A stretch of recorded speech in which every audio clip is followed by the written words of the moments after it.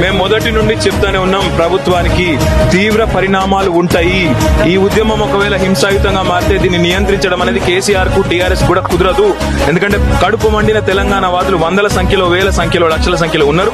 వారు ప్రతిచర్య వారి వైపు నుండే నియంత్రించడం మా వల్ల కాదని పదే పదే దండం పెట్టి చెప్పినా కూడా గవర్నమెంట్ ఇనలేదు. ఈ రోజు గవర్నమెంట్ అనుభవించాల్సిందే, దానికి ఎవరు కూడా